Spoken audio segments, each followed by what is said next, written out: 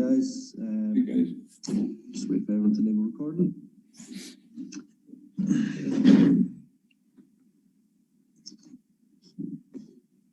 That's fine. Brad, do you want to just get us underway when you're ready, please? Okay. Jack, I'm sure you've heard about the comments from Graham Mathey this morning saying that they've got a contingency planning for when you leave. You've no plans to leave at the moment, have you? No, I wasn't aware of those comments, Brian. No, not planning to go anywhere soon. So, no, that's it. Look, if Graham's saying that, he's just doing the job properly. But certainly from that point of view, very much enjoying the job and yeah, very happy where I'm at the moment. In fairness, he was reacting, I think, to comments, suggestions linking you with a move to Celtic. What does it mean to you to be linked with other, let's be fair, bigger jobs than the one that you're in at the moment? Although this is a massive job, you're in Hibernian just now. No, I mean, I think Brian with that, I don't think you'd be surprised to say that. I wouldn't comment that at all because somebody's in that job. It's a job that is one of the biggest jobs in British football. So it's not for me. It's about my concentration on doing the job here as well as I can. I do feel as if certainly since the summer in particular when we came back, it's felt like a really good fit. I really enjoy the club and the progress we've made so far, and it's just about trying to push us as hard as I can and as far as we can. It's an indication, though, Jack, that you're doing the job well. That helps when you are linked with jobs. Like, yeah, I mean, I think I've always taken. I've said that if you go back through loads of interviews I've done in the past, this is a very obvious thing to say about this being my profession, but it is, football management is my chosen line of work, and it's something that I want to be the best I can be every single day and try and keep getting better at it. And I found myself in the space of 3 years or 2 years really, because 2016 I was still managing Alloa and 2018 I was managing Sunderland, so it was quite a dramatic change in a short period of time, and I had to cram a lot of learning into that couple of years. And I felt as if I did, and I feel as if I'm still doing that. And it's about, as I said, I don't think that hopefully is ever going to end for me. I just want to be as good as I can be at this job. I very much enjoy it. I think once people get an insight in it can be a lot different to people's expectations of it. But it's certainly one that, as I said, I just continually try and want to be the best I can be in it. And I'm fortunate to do something that I enjoy very much as well. Jack, you obviously say that you've moved about a bit. You're in your fourth club. Is there a part of you that quite relishes the chance to put down some solid roots and stay at one club for quite a while and see what you can build with that? I think it's always attractive. I think that it isn't that often now, and it isn't that often in football there is time afforded to managers for a variety of reasons, not just the negative reasons, because I probably got opportunities to move quickly through teams doing well, and that can happen as well. So I think the clamour for change or the turnover of managers and coaches is far greater than it has been in the past. So that is a factor in it. But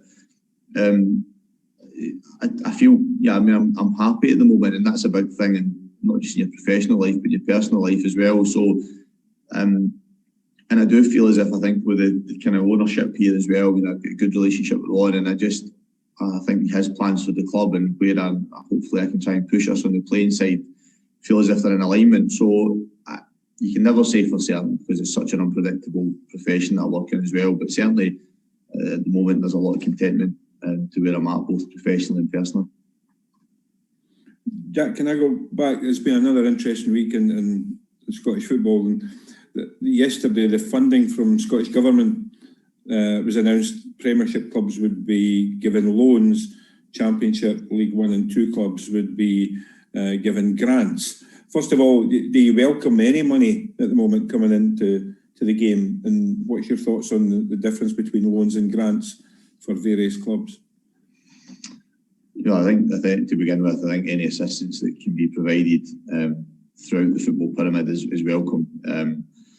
I think, like a lot of aspects of life, we won't know the negative or the damage that's been done to some industries perhaps for another 6 to 12 to 18 months in terms of the last 9 or 10 months. So it's difficult sometimes to say with certainty how that'll pan out, but undoubtedly I think there are clubs that will find the future difficult if they don't have assistance. So I think it's welcome in that respect. In terms of the difference between a grant and a loan, then I think everybody would prefer a grant, wouldn't they? No matter what line of work you work in. Yeah. But I know there'll be an infinite amount of money that can be distributed. How favourable the loans are, or how attractive they are.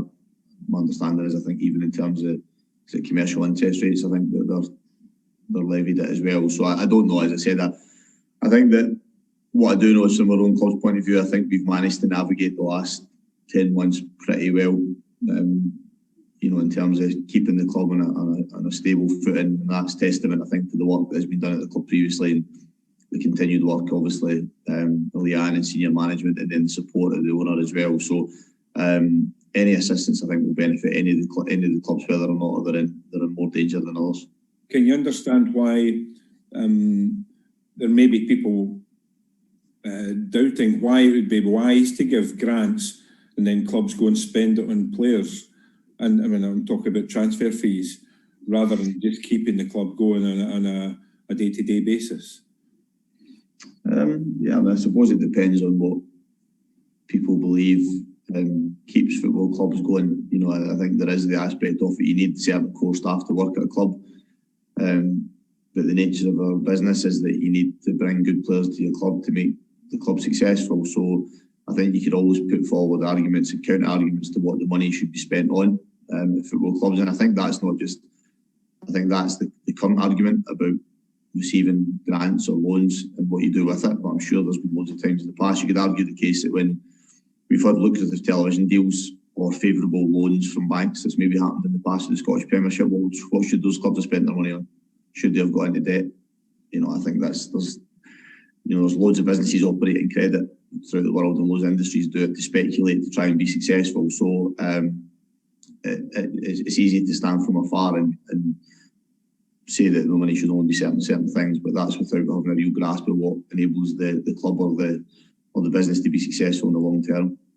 Back to the football. Win tomorrow, you go second in the league. At the start of the season, would you have expected in December to be there? No, I mean, I think it's a terrific place to find yourself in, albeit if we do win it, it will only be potentially for 24 hours. But I think that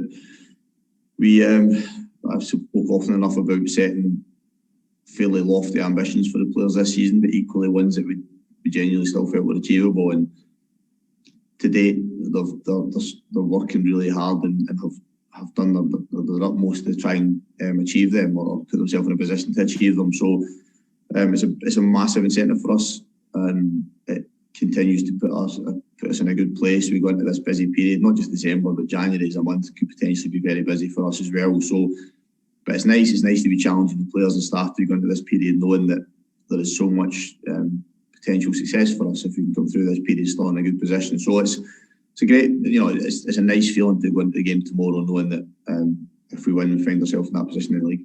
Thanks, Jack. Thanks, Brian.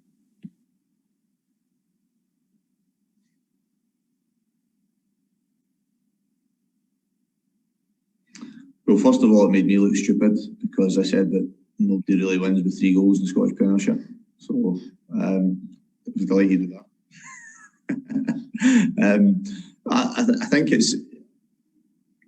I think what it does is that I sometimes look at how my players celebrate goals or they celebrate victories. I just think that going to a really difficult venue and winning with that scoreline just grows the belief. I spoke about it post-match about them being a pretty humble group of players. If you strip some of them back individually, you look at, for example, Louis Stevenson, most decorated player in the club's history, and yet one of the most humble players we've come across. And we're a bit like that as a squad.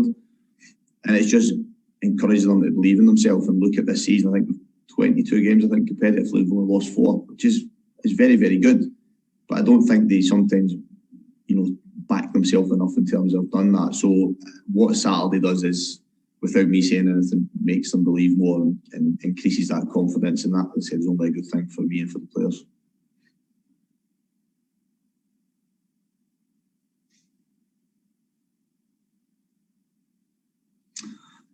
Yeah, it was good. It's good for me that, one, I think we've got enough quality within the squad to do that, and then testament to those players that have been a bit frustrated. been and the staff that look after them because they've been ready to play. And we took, although we're in a really busy month, we took on a couple of reserve games this month that are obviously not easy to sometimes facilitate in the current circumstances with that reasoning behind it, or that thought process behind it, that we would get these players ready to go. And so Jay Wright and Melker, for example, played in the reserve game midweek, but it meant that they were ready to go on Saturday. And we'll need that squad over the coming 4 to 8 weeks in this busy schedule we've got. But yeah, I was really pleased that those players that I mentioned in particular came in and made a contribution to us winning the game.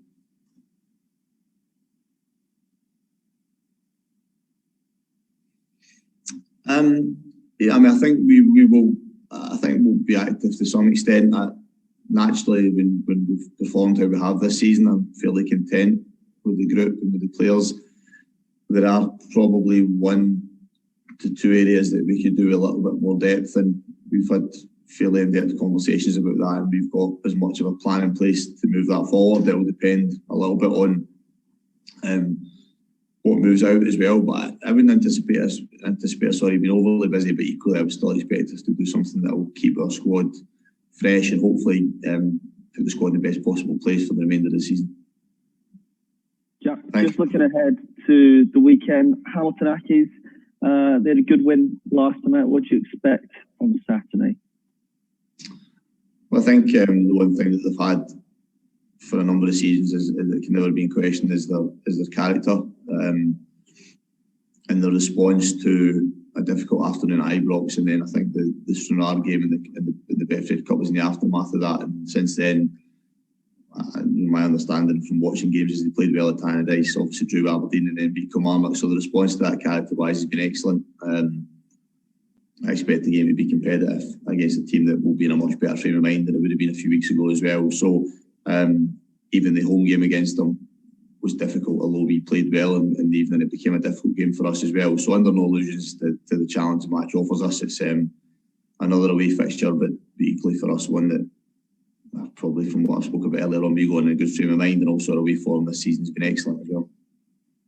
You likely to keep the winning team from Motherwell last week, or any knocks, anything like that midweek? Is this give me your team question again? Just about. No, we're in terms of squad wise, we'll be without Jamie Murphy. Came off obviously with hamstring injury last week, so he'll be unavailable. Kel McGuinness comes back into the squad, which is good.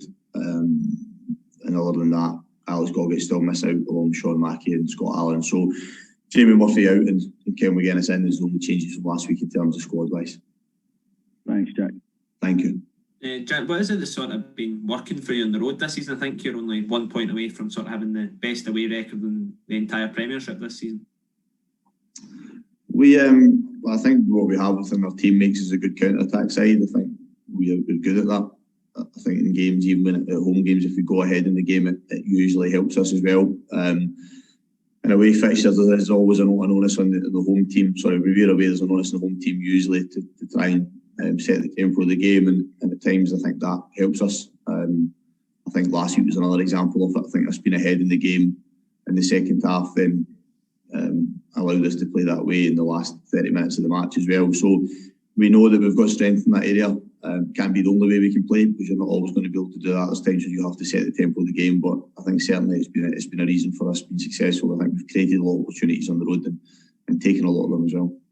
Just on January as well, it was reported there, I don't know if it was you personally that was at them, but taking part in virtual meetings with some of Europe's big clubs about January targets and recruitment and things like that. Have you had any feedback from that? No, Graham Matthew participate in that, and it's a fairly regular event, and it allows networking to happen. It usually happens in person, and I think it's described as almost football transfers equivalent to speed dating, I think, in terms of how much it allows people to interact with each other in a fairly quick period of time. So Graham's probably got better banter than me, so he might be more successful in terms of securing any sort of dates within it. But I know he's participated in it this week, and I think there's always a potential benefit to us as a club. I think in the past the clubs maybe unearthed to us, I hadn't heard of previous to that, but the recruitment department here is fairly robust, so it's just another way of making sure that we cover as many bases as we can. So nobody lined up for a second round of drinks for that yet, no? That's, yeah, not that I know, but Graham maybe keeps that close to his chest and doesn't tell me. No, that's good. Thank goodness before that started to go any further down the line. Exactly. Cheers, guys. Thank you.